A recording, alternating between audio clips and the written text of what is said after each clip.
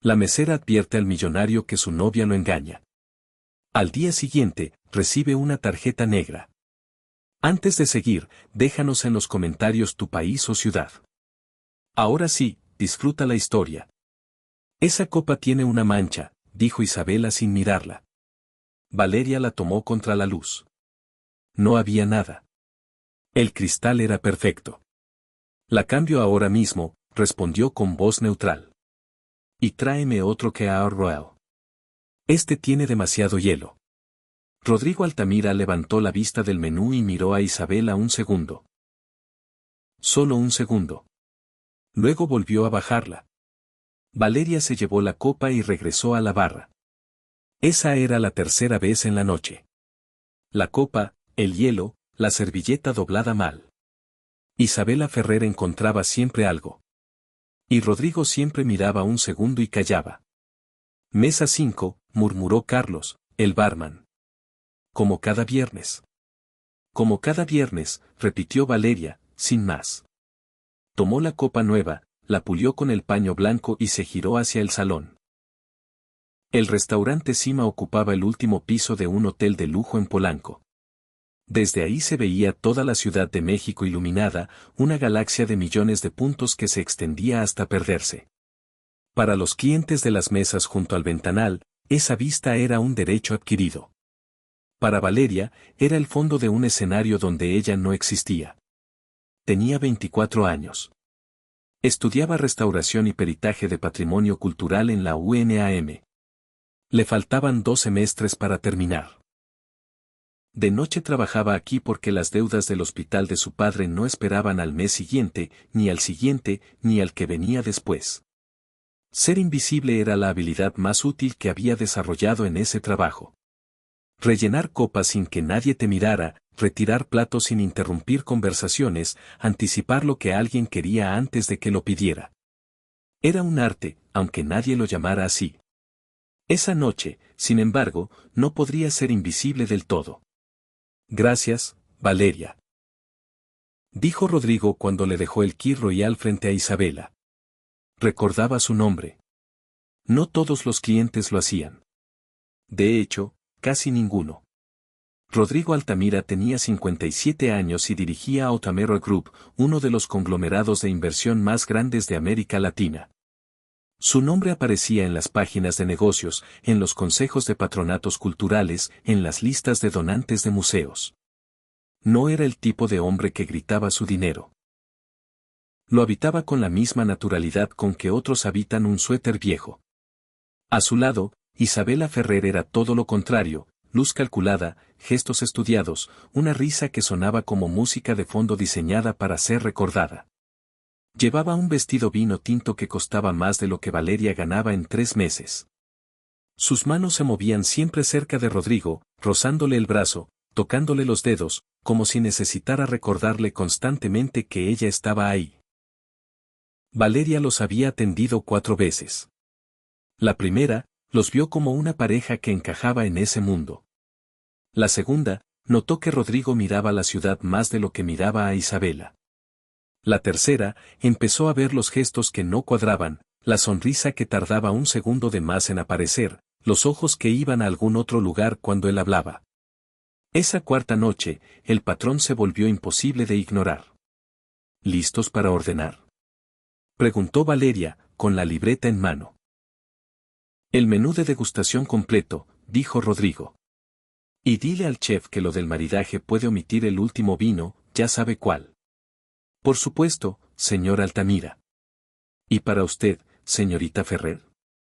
Solo el primer tiempo, dijo Isabela, estudiando la carta sin prisa. Estoy cuidándome. Ya sabe cómo es esto. Sonrió hacia Rodrigo como buscando complicidad. Él asintió sin decir nada. Valeria anotó y se retiró. Desde la barra, mientras esperaba la confirmación de cocina, la observó. Isabela tenía el teléfono sobre la mesa, pantalla arriba. Rodrigo hablaba de algo, con ese gesto que tenía de apoyar las manos entrelazadas cuando explicaba una idea. Ella asentía. Pero sus ojos no estaban con él. Cada 2 o 3 minutos, los ojos de Isabela bajaban al teléfono. En algún momento Rodrigo se levantó. Fue al salón privado del fondo, donde el chef a veces recibía a sus clientes habituales para presentar un plato especial. Era una costumbre del restaurante con los comensales VIP. Isabela aprovechó exactamente esos 3 minutos. Tomó el teléfono. Sus dedos se movieron rápido. Estaba escribiendo a alguien, no leyendo. El gesto de quien espera respuesta es diferente al de quien la envía. Valeria estaba pasando con una charola cuando vio la pantalla. No buscó verla. Solo estaba ahí, sin candado, con la conversación abierta. Una foto en el fondo de pantalla. Isabela abrazada a un hombre de cabello castaño claro, los dos riendo en lo que parecía ser una terraza con vista al mar. Y arriba, en la parte visible de la conversación, 2 líneas. ¿Ya le mencionó lo del espejo? Hay que moverlo antes de la gala. No seas impaciente. El hombre confía ciegamente. Se lo tragará entero. Valeria siguió caminando hacia la mesa de al lado. Dejó el agua con calma. Recogió un plato vacío. Volvió a la barra. Por dentro, el estómago se le había cerrado como un puño. El espejo. La gala. El hombre confía ciegamente. Conocía a Rodrigo Altamira lo suficiente para saber que tenía en su colección privada una pieza que los expertos del mundo llevaban años queriendo estudiar, un espejo de obsidiana del siglo XV, de origen mexica, de procedencia impecablemente documentada. Había salido en una entrevista de una revista cultural hace 2 años.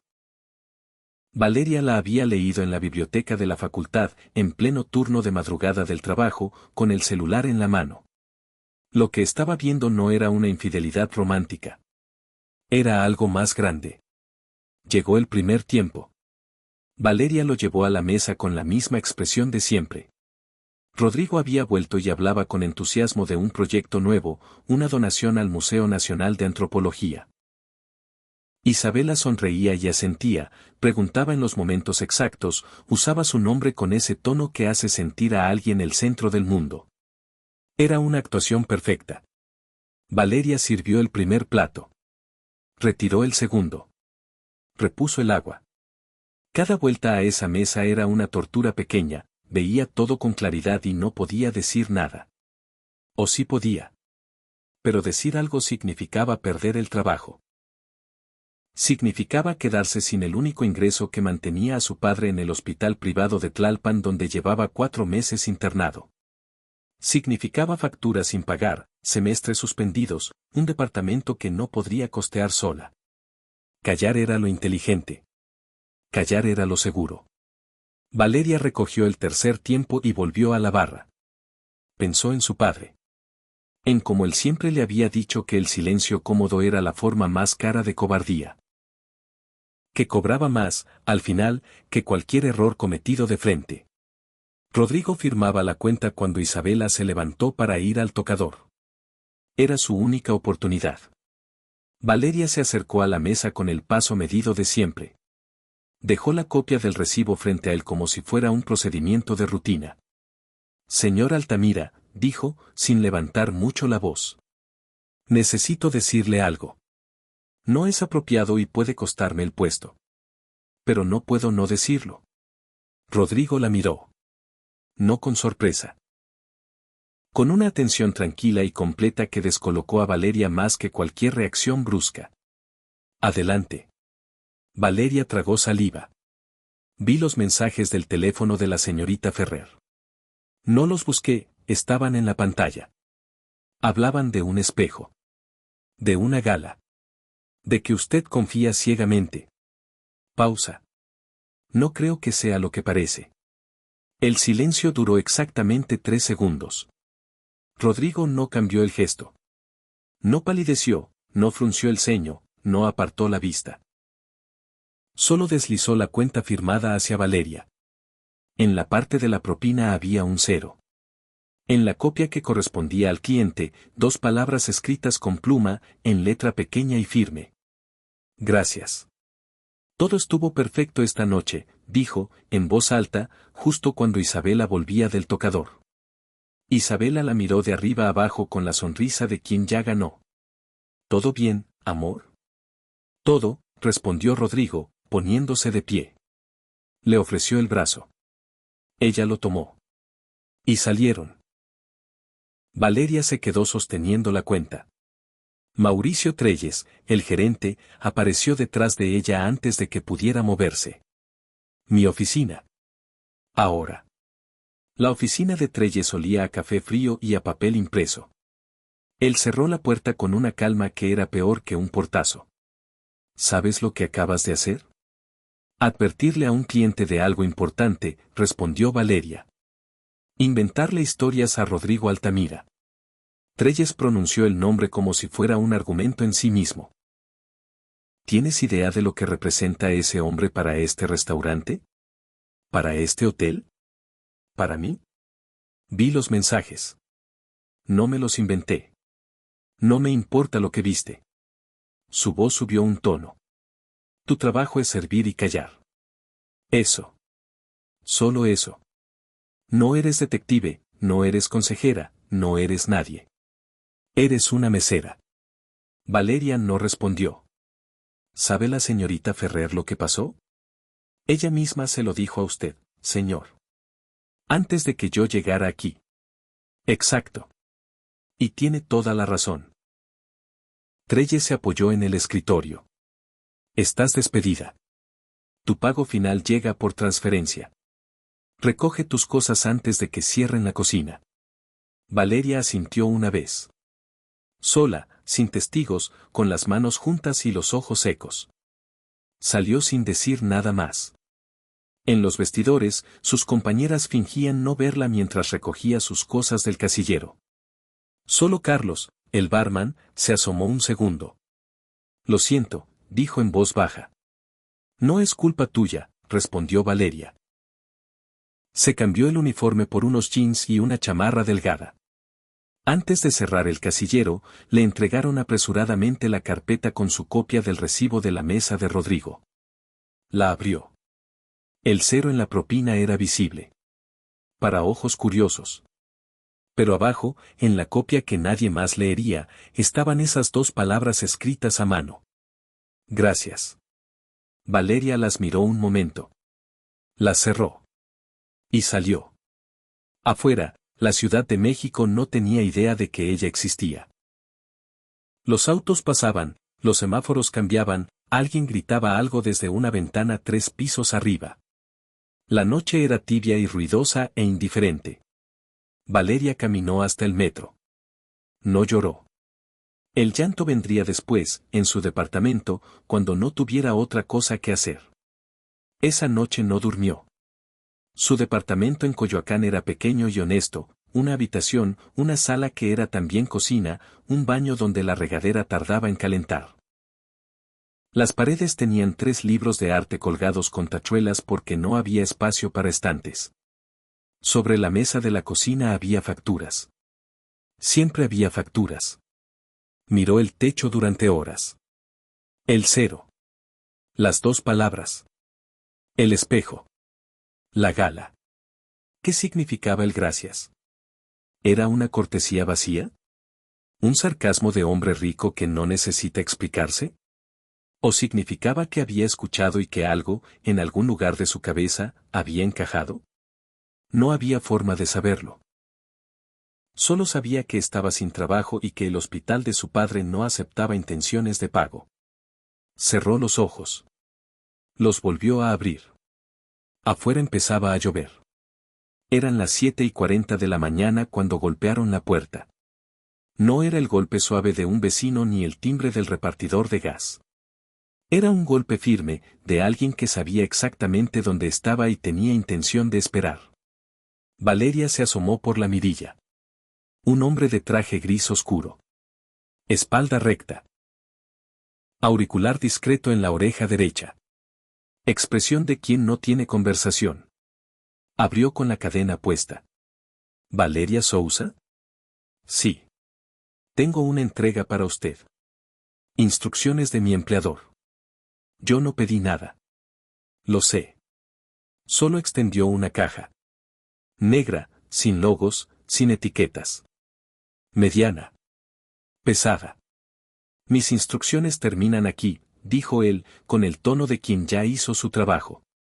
Buenos días. Se fue. Sus pasos bajaron las escaleras con precisión y desaparecieron. Valeria cerró la puerta. Dejó la caja sobre la mesa, entre las facturas.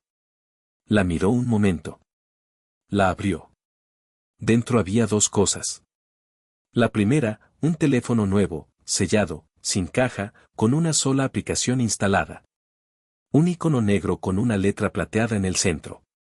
La segunda, una tarjeta de titanio. Negra.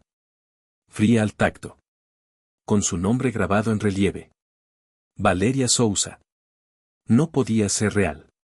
Había escuchado de esas tarjetas, claro. Todo el mundo había escuchado de ellas. Límite ilimitado, acceso a lo que fuera, símbolo de un mundo que existía en paralelo al de la mayoría. Debajo de la tarjeta, un sobre. Papel grueso, crema, cerrado con lacre negro. Lo abrió. Señorita Sousa. El cero en la propina era para ojos curiosos. Su decisión de anoche no fue pequeña. Le costó su trabajo y usted lo sabía antes de hablar. Eso es exactamente lo que necesito, alguien que actúe desde la convicción, no desde el cálculo. Lo que vio no era una infidelidad. Es parte de algo más grande que llevo meses intentando probar. Usted me dio anoche lo que no había podido obtener, una confirmación directa, de alguien sin agenda. Sus deudas serán saldadas hoy. Hospital, universidad, renta. Sin condiciones. La tarjeta que acompaña esta carta no tiene límite. Es suya. Pero necesito pedirle algo a cambio, si usted acepta. Necesito ojos. Alguien que sepa mirar sin que la vean mirar. Usted ya demostró que sabe hacerlo. El teléfono en esta caja es el único canal por el que nos comunicaremos. Su primera instrucción llegará en 10 minutos. Puede ignorar este mensaje. La tarjeta es suya de cualquier forma. Pero si decide participar, lo que encontremos juntos va a importar. R.A. Valeria leyó la carta 2 veces. La dejó sobre la mesa. Miró la tarjeta. R.A. Rodrigo Altamira. El teléfono parpadeó. Una notificación de la única aplicación instalada. La abrió. Un mensaje. Sin nombre de remitente, sin foto, sin estado. Comprueba que la tarjeta funciona. Te espero. Valeria encendió su computadora. Abrió el portal del hospital. El saldo pendiente de su padre era una cifra que cada semana crecía un poco más y que ella miraba cada noche con la misma sensación de caminar hacia una pared en la oscuridad. Tomó la tarjeta. La estudió. Respiró. Tecleó los números. Presionó confirmar. La pantalla tardó 4 segundos. Pago procesado. Saldo, 0 pesos. Valeria se cubrió la boca con una mano. Las facturas del hospital. Todas. En 4 segundos. Fue al portal de la universidad. La deuda de su matrícula, acumulada en 3 semestres irregulares. Mismo proceso. Mismo resultado. La renta atrasada. El recibo de luz cortado. La mensualidad del medicamento de su padre que compraba en la farmacia de Insurgentes. 1 por 1. Todos a 0. En menos de 15 minutos, Valeria Sousa estaba libre de toda deuda por primera vez desde los 20 años. Se recostó contra el respaldo de la silla y miró el techo. Luego miró el teléfono. Escribió 2 palabras. Entendido. Listo. La respuesta llegó en segundos. Hoy hay una subasta privada. Arte prehispánico. Coleccionistas, intermediarios, y alguien más que me interesa. Isabela estará ahí. No sabes nada de ella. Solo eres una compradora. Observa. Escucha. Después me cuentas. Dirección en el mapa adjunto. 2 horas. Hay ropa en una bolsa en el cajón de la entrada de tu edificio. El portero la tiene. Valeria fue. El portero, con cara de no entender nada, le entregó una bolsa de papel negro sin decir una sola palabra. Adentro había un blazer azul marino, pantalón negro, zapatos simples de piso. Todo en su talla. Se quedó mirando la bolsa un momento. Luego fue al baño, se lavó la cara, se vistió y se miró en el espejo. Era la misma cara de siempre. Las mismas ojeras. La misma persona que ayer servía mesas en Polanco. Pero algo en el espejo se sentía diferente. Tomó el teléfono, las llaves, la tarjeta negra. Y salió. La subasta era en una galería privada en las lomas de Chapultepec, en una casa que desde afuera parecía residencial y adentro era otra cosa completamente. El Uber dejó a Valeria frente a una reja de hierro con dos hombres de traje oscuro en la entrada. Uno le pidió su nombre. Ella lo dijo con calma. El hombre revisó una lista en una tableta, asintió y abrió. Adentro había tal vez 40 personas. La mayoría mayores de 50 años, todos con esa ropa que no necesita logos para comunicar su precio. Meseras jóvenes circulaban con charolas de cristal. Vino blanco, agua mineral, bocadillos pequeños que nadie comía. Las piezas estaban iluminadas en pedestales. Valeria las recorrió con los ojos antes de moverse, una máscara de jade, fragmentada y restaurada mal, 3 figurillas de barro preclásico con etiquetas de procedencia ambigua. Un pendiente de turquesa que podría ser auténtico o podría no serlo. Una mujer joven con un audífono discreto se acercó. ¿Primera vez con nosotros? Sí, respondió Valeria. Me recomendaron este círculo. Tengo interés en piezas de periodo posclásico. Perfecto. Si necesita orientación sobre alguna pieza en particular, con gusto la asisto. Se retiró. Valeria siguió caminando. La vio en el tercer salón. Isabela Ferrer estaba junto a un pedestal con una pequeña escultura de basalto negro. Llevaba un vestido gris perla, más discreto que el de la noche anterior, pero con los mismos aretes de oro. A su lado, un hombre al que Valeria no conocía, cabello castaño claro, complexión robusta, traje negro sin corbata. No era el hombre de la foto del celular. Era alguien diferente. Un intermediario, quizás. Valeria se posicionó 2 pedestales atrás, estudiando una máscara funeraria que no le importaba. Usó el reflejo en el vidrio protector para observar a Isabela. Ella hablaba en voz baja, con ese hombre. Señalaba la escultura con un dedo discreto. El hombre asintió varias veces. En algún momento sacó su teléfono y tomó una foto de la etiqueta de la pieza. Valeria se acercó un poco más. Fingió interés en la pieza siguiente, una vasija con tapa en forma de cráneo. La documentación es limpia en papel, pero el origen es negociable, decía Isabela. El comprador final no va a preguntar, siempre que la fundación avale la procedencia. ¿Y el espejo? Preguntó el hombre. El espejo es el paso final. Primero esto. Valeria no movió un músculo. ¿Cuándo confirmas la donación? En la gala. Él lo anunciará él mismo. No sospecha nada. Una pausa breve. Cuando el espejo esté en los registros de la fundación, ya no habrá marcha atrás. Ni para él ni para la pieza. El hombre guardó el teléfono. Intercambiaron 2 palabras más que Valeria no alcanzó a escuchar. Luego él se fue hacia el salón de entrada. Isabela se quedó mirando la escultura un momento. Se giró. Y miró exactamente hacia donde estaba Valeria. Valeria ya estaba viendo la vasija de cráneo, con cara de concentración genuina, inclinada ligeramente hacia adelante. Isabela la estudió un segundo. Siguió caminando. Valeria esperó 2 minutos. Luego se retiró con calma al salón principal, pidió agua mineral a una mesera y se quedó junto a la ventana. Sacó el teléfono y escribió. Isabela en la subasta. Habló con un intermediario sobre documentación falsa de origen. Planean que la pieza entre a los registros de tu fundación como donación. Mencionaron el espejo como el paso final. Dice que lo anunciarás tú mismo en la gala. La respuesta llegó en menos de 1 minuto. Ya lo temía. ¿Pudiste identificar al intermediario? No. Cabello castaño claro. Traje negro. Complexión robusta.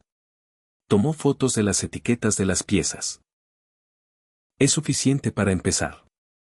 Sal cuando puedas. Hay alguien esperándote afuera. Valeria dejó el vaso en una mesita, saludó con una inclinación a nadie en particular y salió. Afuera, un auto negro esperaba con el motor encendido. El conductor no dijo nada. Solo arrancó cuando ella cerró la puerta. Esa tarde, Rodrigo Altamira la recibió en una oficina que no era su despacho principal. Era un piso intermedio del edificio de Altamira Group, en un salón con mesa larga y 2 sillas, sin decoración, sin recepcionista visible. Él estaba de pie frente a la ventana cuando entró. Se giró. Siéntate, por favor. Valeria se sentó. Él lo hizo frente a ella. Gracias por lo de anoche, dijo. Y por hoy. No tiene que agradecerme. Sí tengo. Apoyó las manos sobre la mesa. Lo que hiciste anoche en el CIMA te costó más de lo que debería haberte costado. Eso no lo olvido. Valeria no respondió. Rodrigo abrió una carpeta delgada. Lo que Isabela planea no es solo un engaño personal.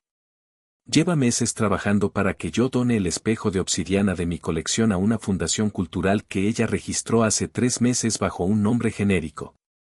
Una vez que el espejo entre a los registros de esa fundación, puede ser reasignado a un comprador privado en Europa. Pausa.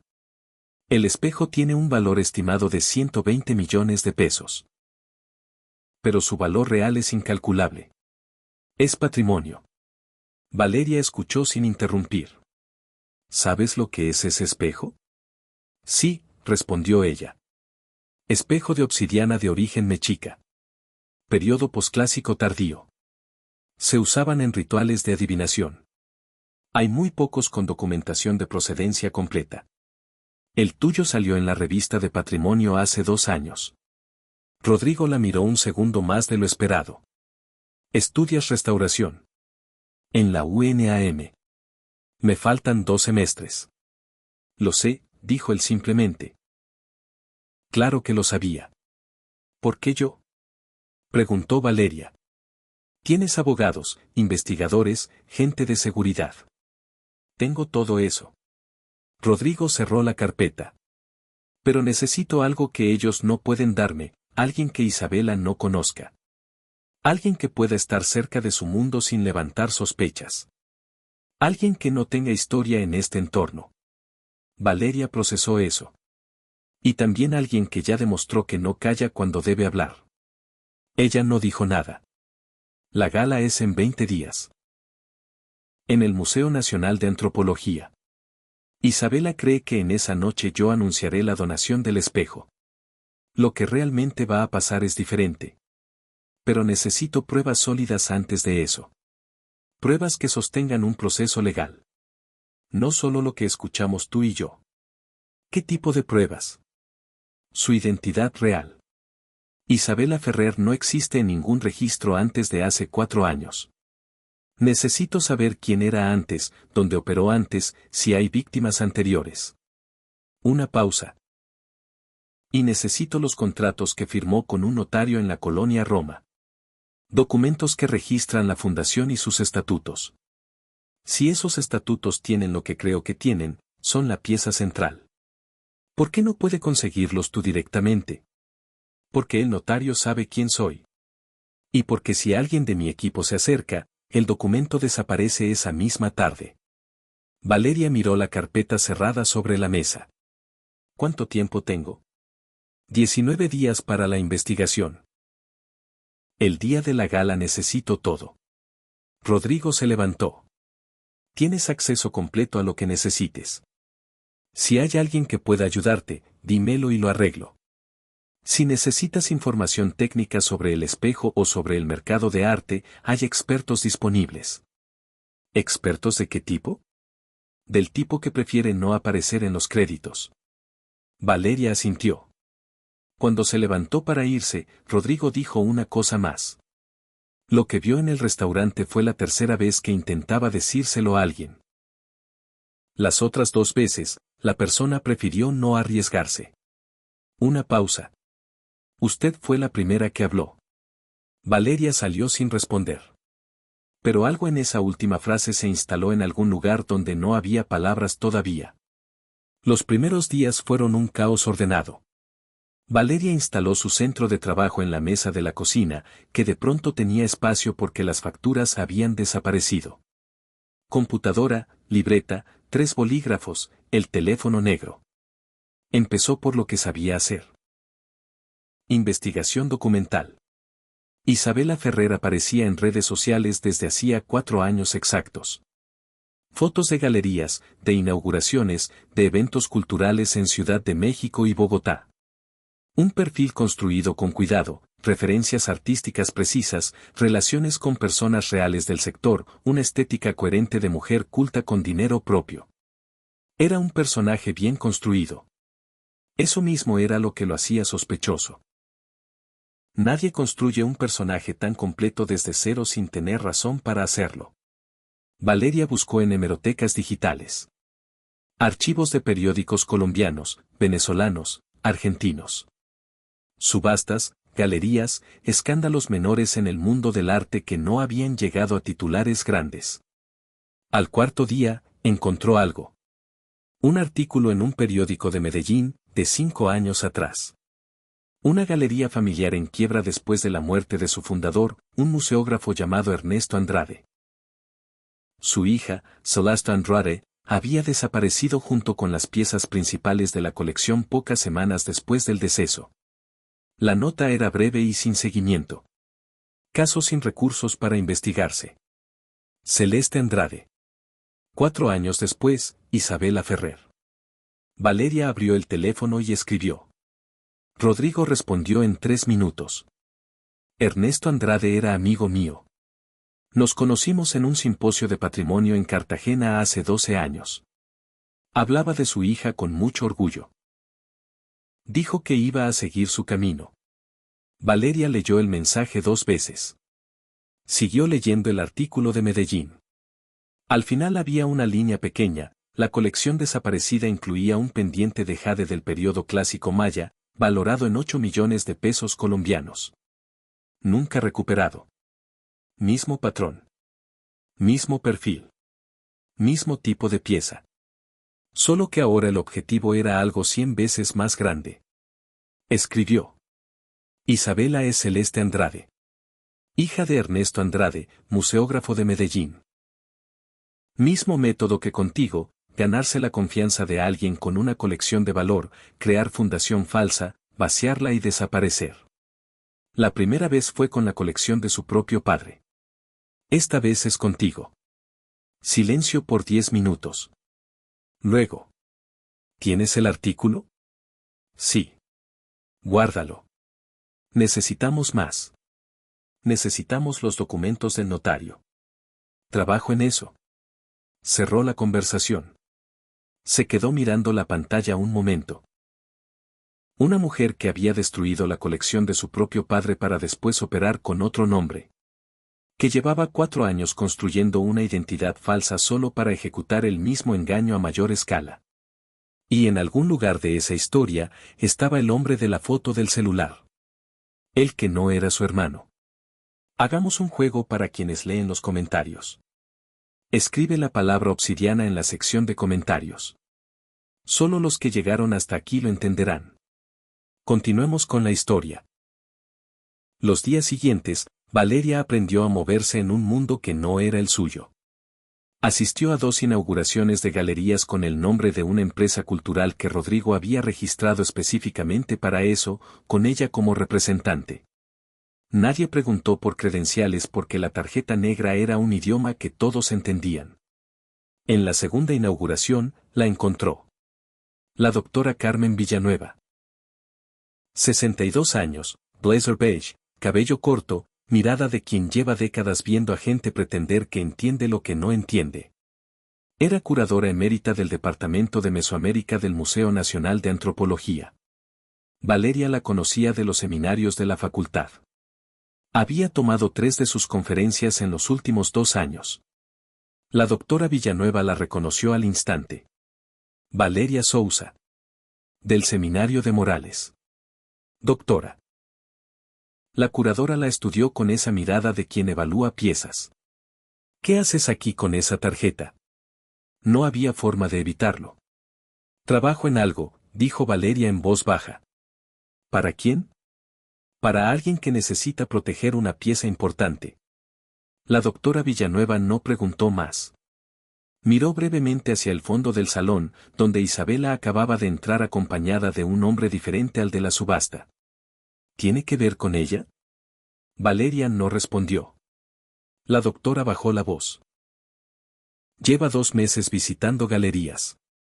Pregunta siempre por procedencia de piezas posclásicas. Hace 2 semanas preguntó específicamente por espejos de obsidiana. Pausa. Me pareció raro porque preguntaba como alguien que ya sabe lo que busca. Valeria escuchó con atención. Si necesitas ayuda técnica, dijo la doctora, sabes dónde encontrarme. Pero discreta. Discreta, confirmó Valeria. Se separaron naturalmente, como 2 personas que se saludan en un evento y siguen su camino. Esa noche, Valeria tenía un aliado que nadie esperaba. El problema del notario llegó en el día 12.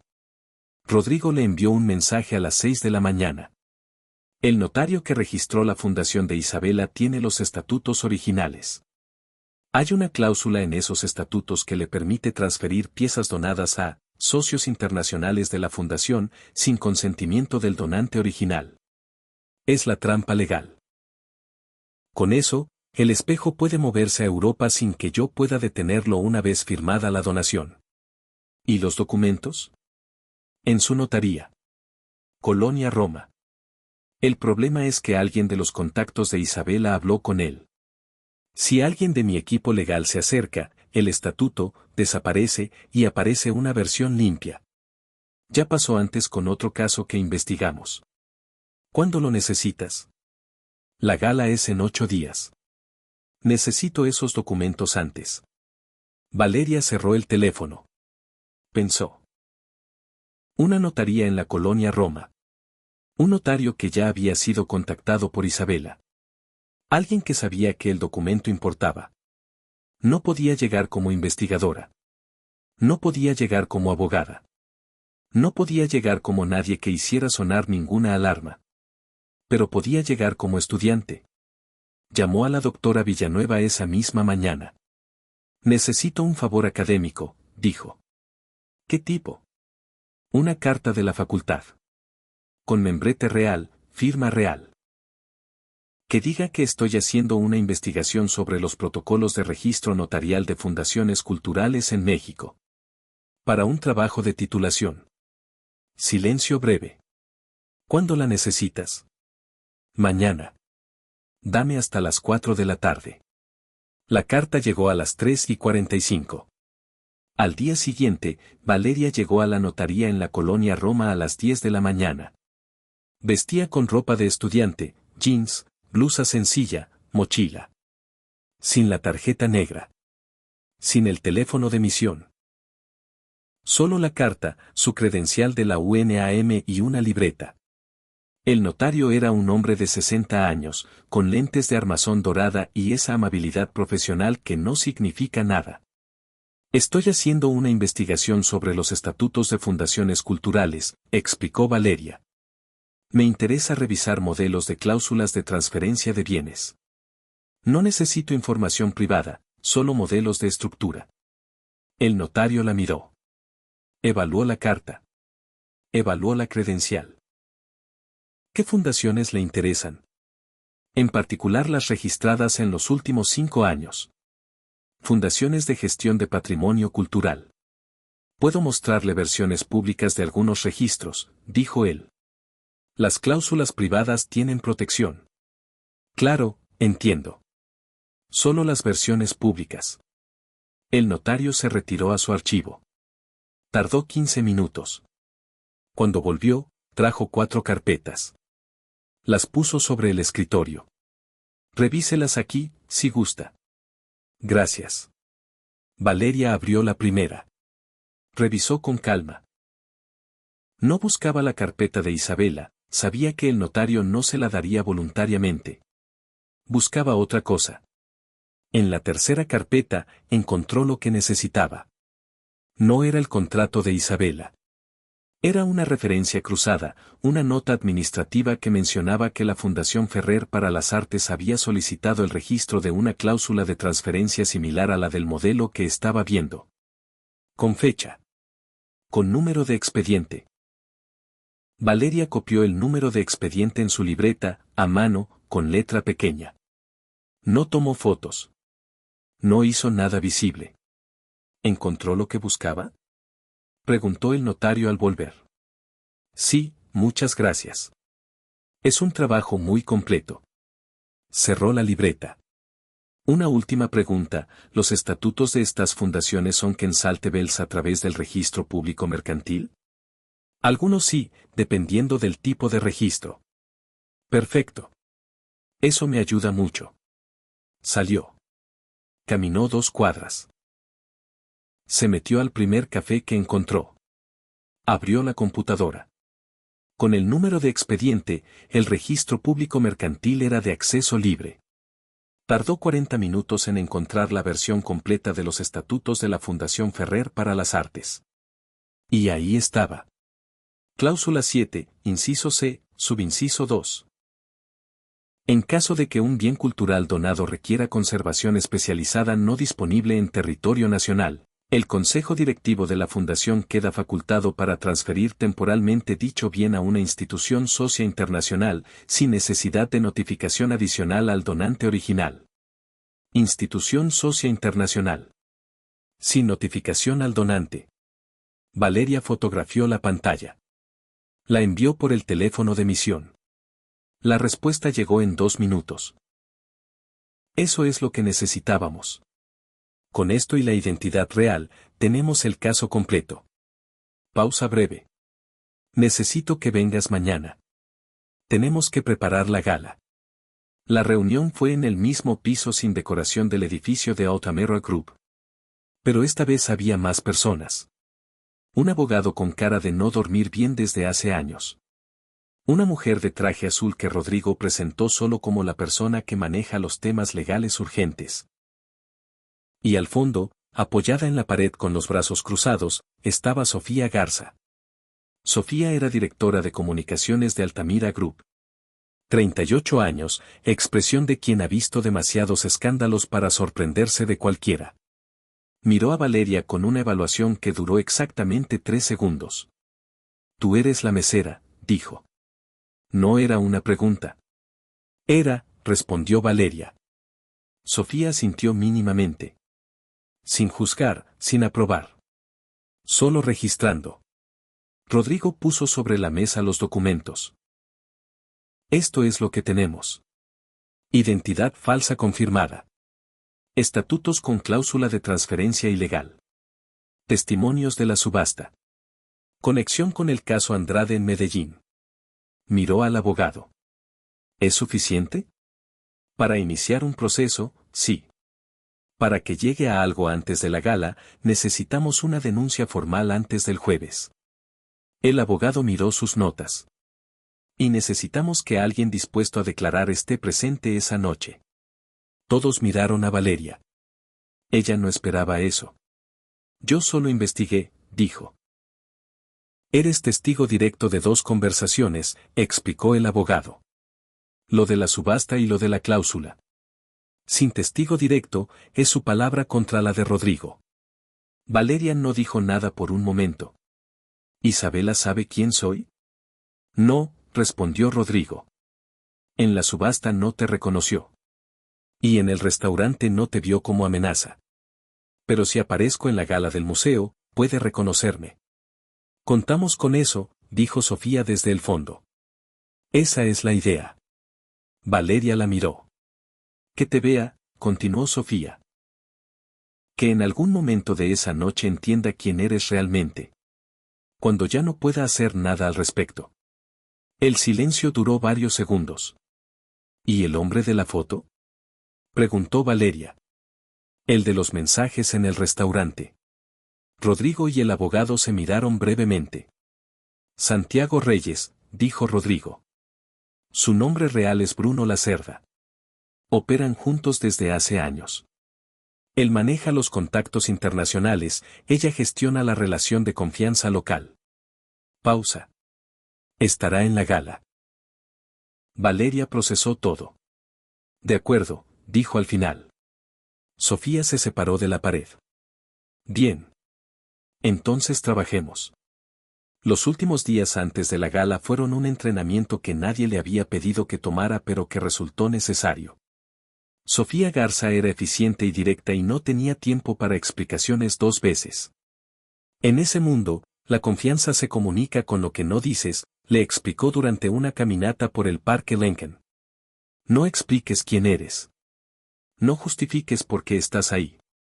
Llega. Saluda. Escucha más de lo que hablas. Eso ya sé hacerlo, dijo Valeria. Lo sé. Por eso Rodrigo confió en ti desde el principio. Pausa. Pero hay una diferencia entre ser invisible en un restaurante y ser visible de la forma correcta en el Museo Nacional de Antropología con 200 personas presentes. Era verdad. Valeria practicó. Aprendió los nombres de los coleccionistas que estarían esa noche. Leyó sobre las piezas más importantes del museo. Repasó la historia del espejo de obsidiana hasta poder hablar de él como si lo hubiera estudiado toda su vida. En realidad lo había estudiado casi toda su vida universitaria. El día antes de la gala, la doctora Villanueva la llamó. Encontré algo más, dijo. ¿Qué? El intermediario de la subasta. Cabello castaño, traje negro. Tiene un perfil en 2 plataformas de arte bajo el nombre de Bruno L. Comprador frecuente de piezas prehispánicas en subastas de Miami y Madrid. Pausa. Y tiene registrado como dirección de contacto un apartado postal en Bruselas. Bruselas. La institución socia internacional. Valeria envió la información de inmediato. Rodrigo respondió, todo encaja. Mañana. Esa noche, Valeria no durmió bien. Pero esta vez no era por deudas. Era por algo completamente diferente. Hagamos otro juego para quienes solo revisan los comentarios. Escribe la palabra Jade en la sección de comentarios. Los que llegaron hasta aquí lo entenderán. Continuemos con la historia. La mañana de la gala, un mensaje llegó a las 7:15. Hay un problema. Valeria se incorporó en la cama. ¿Qué pasó? Isabela solicitó adelantar la firma de la donación. Quiere hacerlo antes de la gala, en privado, en una reunión de 1 hora antes del evento. Si firma antes, el espejo entra a los registros de la fundación esa misma noche. La cláusula de transferencia se activa en 48 horas. ¿Vas a firmar? No puedo negarme sin alertarla. Si sospecha que sea algo, los documentos desaparecen y ella desaparece. Pausa. Necesito ganar tiempo. Necesito que la reunión previa dure lo menos posible y que todo llegue al escenario de la gala. ¿Qué necesitas de mí? Llega al museo a las 6. Habla con Sofía. Ella tiene el plan. Valeria dejó el teléfono. Se levantó. Fue al baño. En el espejo, la misma cara de siempre. Pero con algo instalado que antes no estaba. Se vistió. El Museo Nacional de Antropología recibía esa noche a 200 personas. Coleccionistas, funcionarios culturales, académicos, periodistas del mundo del arte, embajadores de 3 países latinoamericanos. La sala central del museo había sido preparada con mesas redondas, iluminación cálida sobre las vitrinas y un pequeño escenario con micrófono junto a la entrada del Salón Mexica. Sofía Garza estaba en la puerta de servicio cuando llegó Valeria. La miró de arriba abajo. Bien, dijo, sin más. Le entregó un sobre. Tu acreditación. Asistente de la Dirección Cultural de Altamira Group. Es real, está registrada desde esta mañana. Nadie va a cuestionarla. ¿Cómo está Rodrigo? En la reunión previa con Isabela. Está ganando tiempo. Tiene instrucciones de no firmar nada hasta que el evento empiece. ¿Y ella? Tranquila. ¿Segura? Sofía hizo una pausa. Eso es lo más peligroso. Valeria asintió. ¿La doctora Villanueva llegó? Está dentro. Mesa 3, junto a la vitrina de los espejos rituales. Una pausa. No sé cómo lo hiciste, pero tener a Carmen Villanueva de tu lado en esta noche vale más que cualquier documento. Ella decidió sola. Eso lo hace mejor todavía. Sofía le indicó la entrada con un gesto. Santiago Reyes llega en 20 minutos. No lo mires directo. Él no te conoce, pero es intuitivo. Quédate cerca del escenario. Valeria entró. El museo de noche era diferente. Las vitrinas iluminadas desde adentro hacían que las piezas parecieran respirar. La máscara de Teotihuacán miraba desde su pedestal con esa expresión que no era alegría ni tristeza sino algo anterior a las dos cosas. El calendario azteca proyectaba su sombra circular sobre el piso de piedra. Todo tenía el peso de algo que había sobrevivido siglos y no tenía prisa. Valeria se ubicó cerca del escenario, con el sobre de acreditación colgado, una copa de agua en la mano, escuchando conversaciones sin participar. A su derecha, una curadora de Guadalajara hablaba sobre un descubrimiento en Oaxaca. A su izquierda, dos coleccionistas discutían en voz baja sobre el mercado de arte prehispánico en Miami. A las 7:40, Rodrigo Altamira entró al salón. Vestía su traje gris marengo habitual. Saludó con la calma que le era natural, apretando manos, inclinando levemente la cabeza. Nadie hubiera dicho que acababa de pasar 40 minutos resistiendo una presión que la mayoría no habría podido sostener. 2 minutos después, entró Isabela. Llevaba un vestido negro largo, sobrio y perfecto para la ocasión. Santiago Reyes apareció un minuto más tarde, desde la entrada principal, como si llegara por separado. Se saludaron con la distancia calculada de dos personas que se conocen poco. Valeria los observó desde su posición. Isabela recorrió el salón con una sonrisa que era obra maestra, genuina en la superficie, completamente construida por debajo. Saludó a dos académicos, hizo una pregunta inteligente sobre la pieza central de la exposición, escuchó con la expresión de quien ama profundamente su campo. En un momento, miró hacia el escenario. Sus ojos pasaron por Valeria. Siguieron de largo. No la reconoció. Valeria respiró. A las 8 en punto, el director del museo subió al escenario y dio la bienvenida. Habló del significado de la noche, de la colaboración entre el sector privado y el patrimonio cultural, del compromiso de Altamira Group con la preservación del arte mexicano. Luego se dio el micrófono a Rodrigo. Rodrigo subió los 3 escalones del escenario con pasos tranquilos. Gracias por estar aquí esta noche, comenzó. Este lugar no necesita presentación. Lo que me trajo a estos muros cuando era joven fue lo mismo que me trae ahora, la certeza de que hay cosas que deben protegerse no por su valor económico, sino por lo que representan. Pausa. Esta noche iba a anunciar una donación. La de una pieza de mi colección personal que muchos de ustedes conocen. Un espejo de obsidiana del siglo XV, de origen mexica, documentado desde 1987. Murmullo en el salón. Isabela, desde su mesa, sostenía la copa con ambas manos. Santiago Reyes miraba hacia el escenario con expresión neutra. Pero antes de hacer ese anuncio, continuó Rodrigo, necesito compartir algo con todos ustedes. Porque el patrimonio cultural merece exactamente eso, transparencia. Y esta noche la transparencia importa más que cualquier discurso. El murmullo creció un segundo. Luego se apagó. En la sala, nadie se movía. Rodrigo sacó un sobre del bolsillo interior de su saco.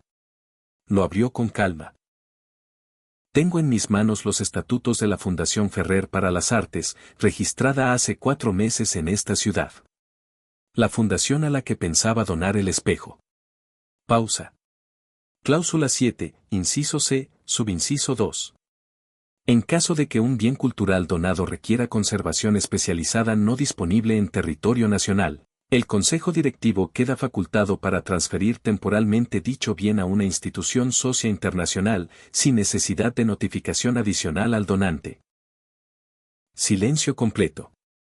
La institución socia internacional registrada como destino posible, dijo Rodrigo, corresponde a un apartado postal en Bruselas, vinculado a un comprador frecuente de arte prehispánico en subastas de Miami y Madrid.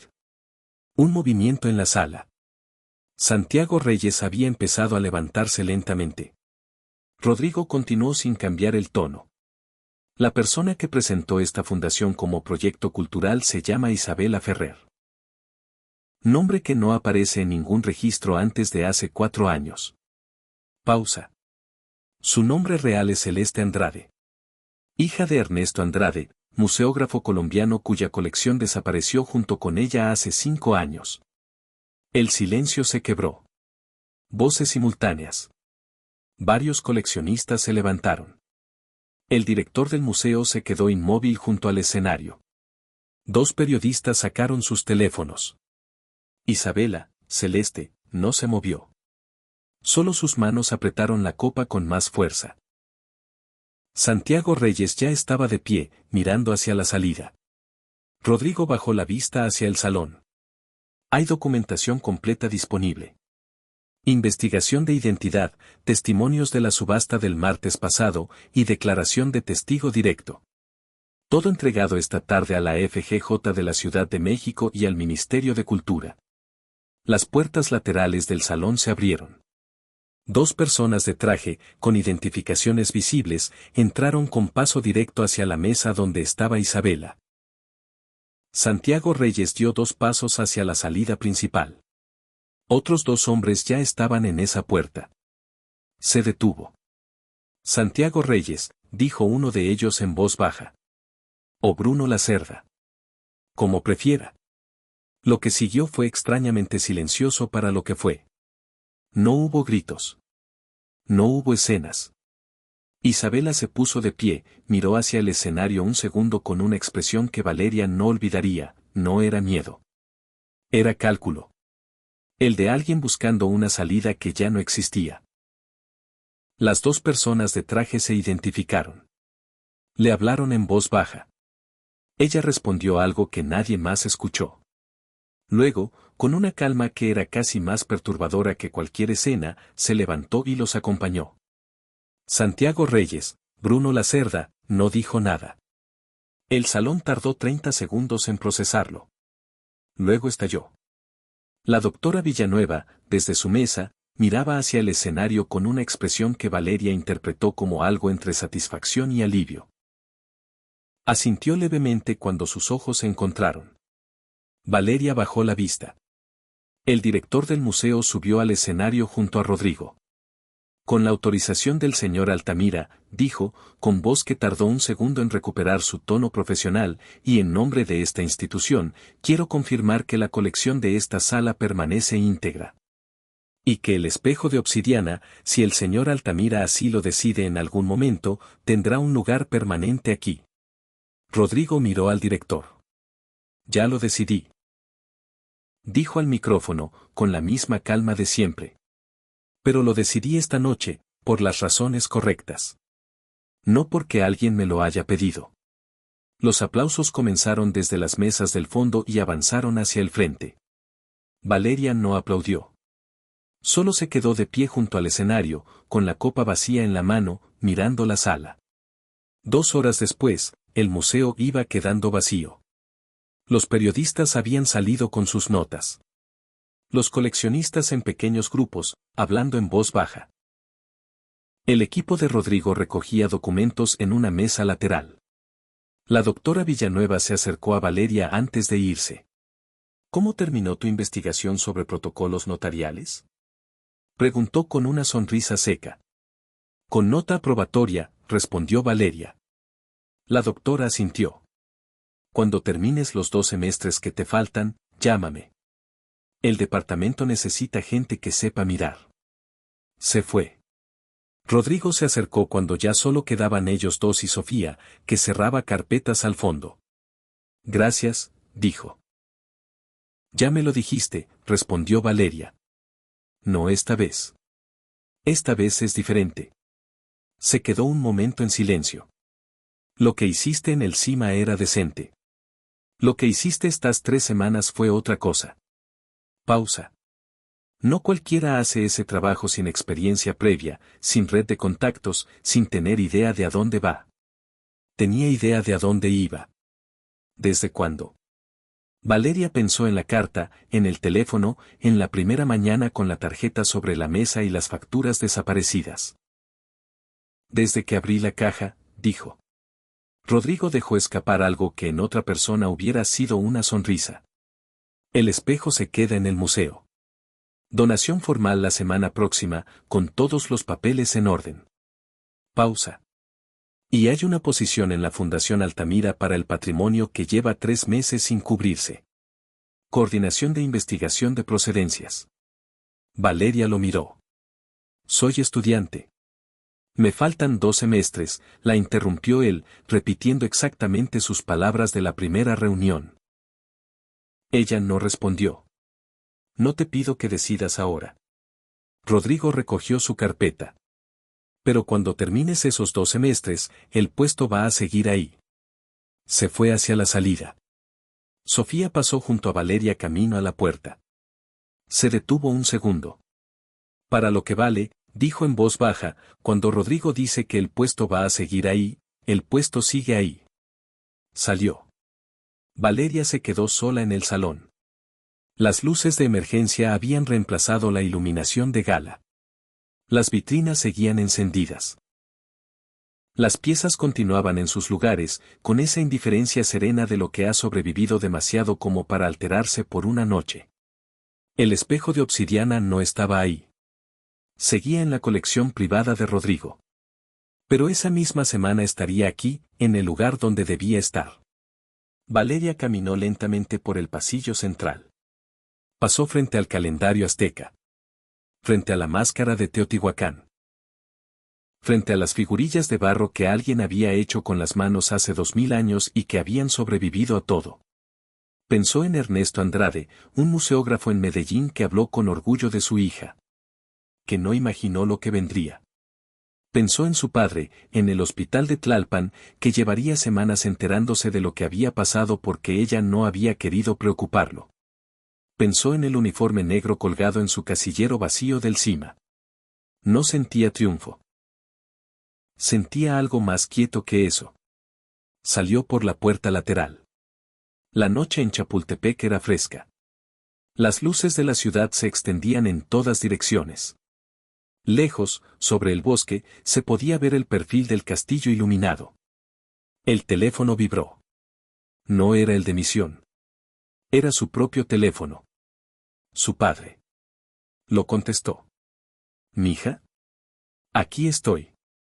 Me dijeron que pagaron todo el hospital. Que no hay saldo pendiente. Su voz sonaba confundida y asombrada en partes iguales. ¿Qué hiciste? Valeria miró la ciudad. Un trabajo. ¿Qué trabajo? Te cuento mañana, papá. Esta noche descansa. Un silencio breve. Estoy muy orgulloso de ti. No sé por qué, pero lo estoy. Valeria sonrió. Descansa. Colgó. Se quedó un momento más bajo las luces del museo. Luego comenzó a caminar. Los meses siguientes llegaron como llegan las cosas que construyen algo sin que nadie les pida permiso. El caso de Celeste Andrade y Bruno Lacerda fue procesado formalmente. Los cargos incluían fraude, falsificación de identidad y tráfico ilícito de bienes culturales. El caso de Medellín fue reabierto con las pruebas que Valeria había encontrado.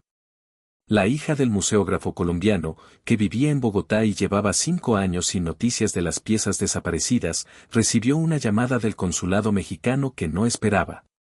El espejo de obsidiana fue donado al Museo Nacional de Antropología con toda la documentación en orden. La ceremonia fue pequeña, sin prensa. El director del museo habló 2 minutos. Rodrigo firmó. Valeria estuvo ahí como testigo, con su credencial de la facultad, no con la de Altamira Group. Prefirió así. Terminó los 2 semestres. Su tesis fue sobre los protocolos internacionales de repatriación de patrimonio cultural y las cláusulas legales que los obstaculizan. La doctora Villanueva fue parte del jurado. Le dieron la calificación más alta del año. Al día siguiente de su titulación, Rodrigo le envió un mensaje al teléfono negro. No una instrucción. Una pregunta. ¿Cuándo empiezas? Valeria tardó un minuto en responder. El lunes. Llegó el lunes a las 9 de la mañana a las oficinas de la Fundación Altamira para el Patrimonio. La recepcionista le indicó su escritorio. Era un espacio sencillo con vista a la calle, una computadora nueva y una pila de expedientes de piezas cuya procedencia estaba en duda. Sobre el escritorio, alguien había dejado una nota escrita a mano. No estaba firmada, pero reconoció la letra. Bienvenida al trabajo real. Hay 12 casos abiertos. El primero es urgente. Valeria dejó la mochila en la silla. Se sentó. Encendió la computadora. Tomó el primer expediente. Y empezó. Una tarde, meses después, su padre fue a visitarla a la oficina. Llegó directo del hospital donde había tenido su última revisión, el tratamiento había funcionado mejor de lo esperado. Caminó por el pasillo mirando las fotos de piezas colgadas en las paredes. Máscaras, pendientes, cerámicas, todos con sus fichas de procedencia. ¿Esto es lo que haces?, preguntó. Verifico que las piezas sean lo que dicen ser y que estén donde deben estar. Su padre asintió despacio, con la expresión de quien procesa algo que le parece más grande de lo que esperaba. ¿Y ese espejo del que me contaste? ¿Ya está en el museo? Desde hace 4 meses. ¿Puedo verlo? Cualquier día que quieras. Está en la sala permanente. Su padre sonrió. El domingo vamos. Valeria cerró el expediente que tenía en las manos. El domingo vamos. Hay decisiones que se toman en segundos y cuyas consecuencias duran años.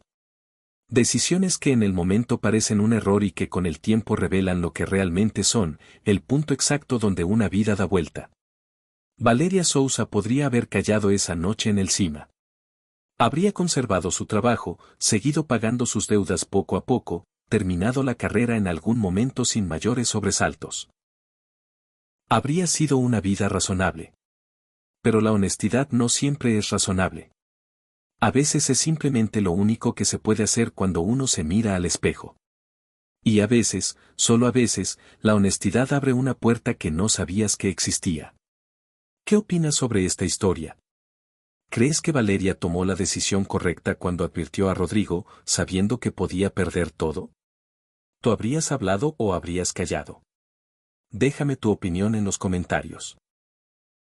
Si esta historia te gustó, no olvides darle me gusta y suscribirte para más historias como esta.